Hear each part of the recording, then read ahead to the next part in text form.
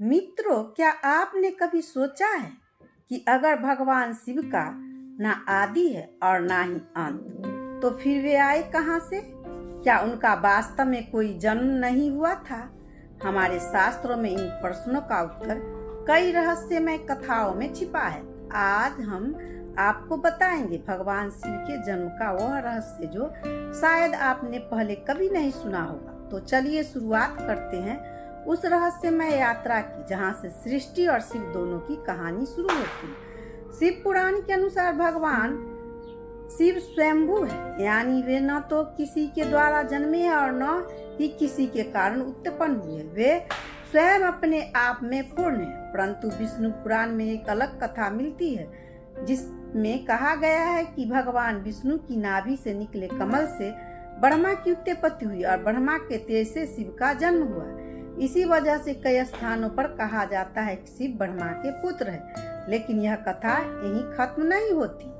शिव पुराण में उल्टा लिखा है कि जब भगवान शिव अपने घुटनों को मल रहे थे तभी उनके मल से भगवान विष्णु की उत्पत्ति हुई। यानी सृष्टि में कोई भी एक दूसरे के ऊपर या नीचे नहीं, बल्कि सब एक दूसरे के पूरक है। और शायद यही कारण है कि शिव को महादेव कहा गया, जो सबके भीतर है और सब में है।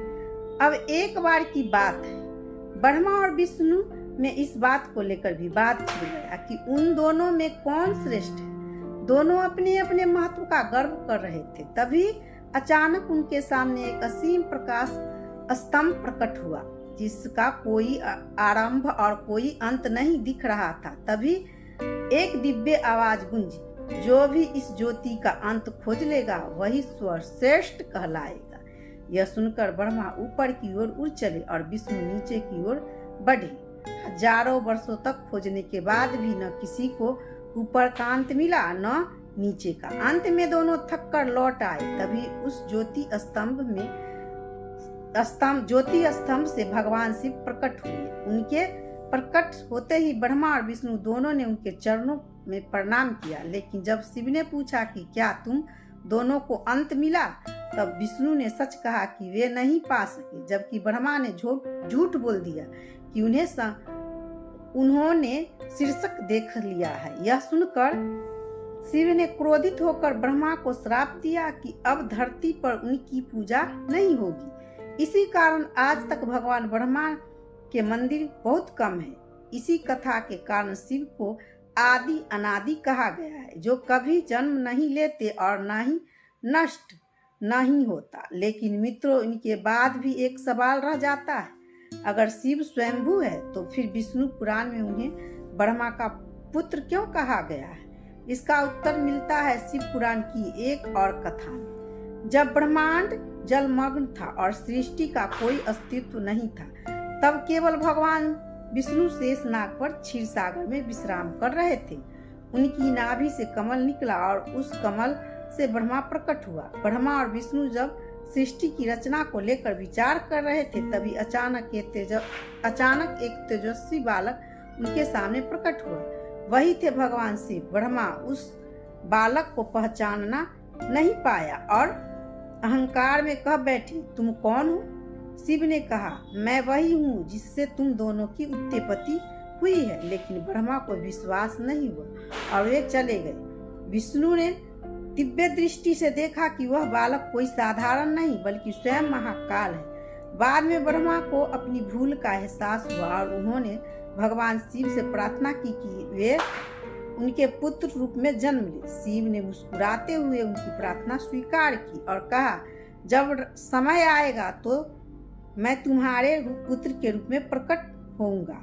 कई युगों के बाद जब ब्रह्मा ने सृष्टि रचना आरंभ किया तो उन्होंने तपस्या किया। उनकी तपस्या से प्रसन्न होकर शिव बालक रूप में प्रकट हुए।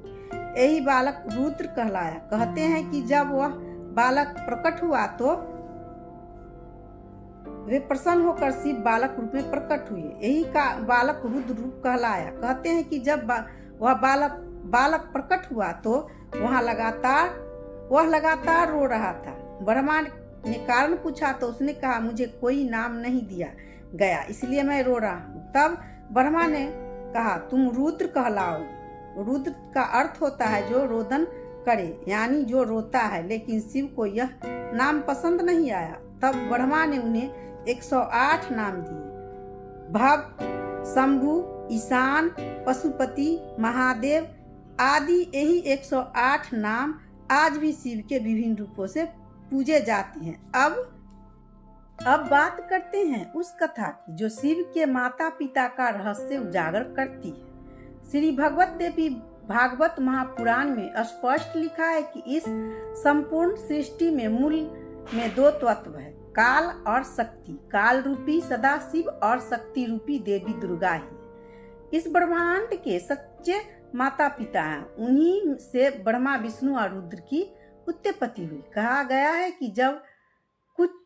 कुछ भी नहीं था, न समय, न दिशा, न जीवन, न मृत्यु, तब केवल काल सदाशिव विद्यमान थे। उनके भीतर ही शक्ति रूप में माँ दुर्गा मौजूद थी। उन्होंने विचार किया कि इस अनंत ब्रह्मांड में सृजन होना चाहिए। तब सदाशिव ने अपने बाएं अंग से विष्णु को प्रकट किया और दाएं अंग से ब्रह्मा को। फिर उन्होंने कहा, अब तुम सृष्टि का निर्माण करो। इसी क्रम में जब ब्रह्मा और विष्णु के बीच श्रेष्ठता को लेकर विवाद हुआ, तब सदाशिव ने रुदन रूप में स्वयं प्रकट किया। उन्होंने कहा, मैं वह हूँ जो तुम्हें सृजन और पालन की शक्ति देता है, लेकिन जब सृष्टि का अंत होगा तब मैं रुद्र बनकर इसे संहार करूंगा। यही कारण है कि भगवान शिव को संहार करता कहा गया है। लेकिन सदाशिव ने यह भी कहा, मेरे अंतरिक्त कोई कृपा नहीं कर सकता, क्योंकि मैं ही करुणा का स्रोत हूँ। इस प्रकार त्रिदेव ब्रह्मा, विष्णु और महेश के अतिरिक्त कोई कृपा नहीं कर सकता, क्योंकि मैं ही करुणा का स्रोत हूँ। इस प्रकार त्रिदेव ब्रह्मा, विष्णु और महादेव एक ही परम तत्व के 3 रूप हैं। अब एक आखिरी कथा जो इस कथा का रहस्य और भी गहराई देती है। कहा जाता है कि एक दिन कुछ ऋषि मुनि ने भगवान शिव से पूछा, हे महादेव, आप सबके जनक हैं, परंतु आपका जनक कौन है? भगवान शिव मुस्कुराए और बोले, मेरे पिता ब्रह्मा है जिन्होंने मुझे उत्पन्न किया, और मेरे दादा विष्णु है जिन्होंने ब्रह्मा को उत्पन्न किया। ऋषियों ने फिर पूछा, तो आपके परदादा कौन है? शिव ने हंसकर उत्तर दिया, स्वयं शिव। यह सुनते ही सभी ऋषि समझ गए कि शिव ही आदि है, वही अनादि है, वही प्रारंभ है और वही अंत है। वे स्वयं से प्रकट हुए और स्वयं से ही लीन हो जाते हैं। यही कारण है कि उन्हें महाकाल कहा जाता है। वे काल से भी परे हैं, मृत्यु के भी स्वामी है और सृष्टि से भी रचयिता है।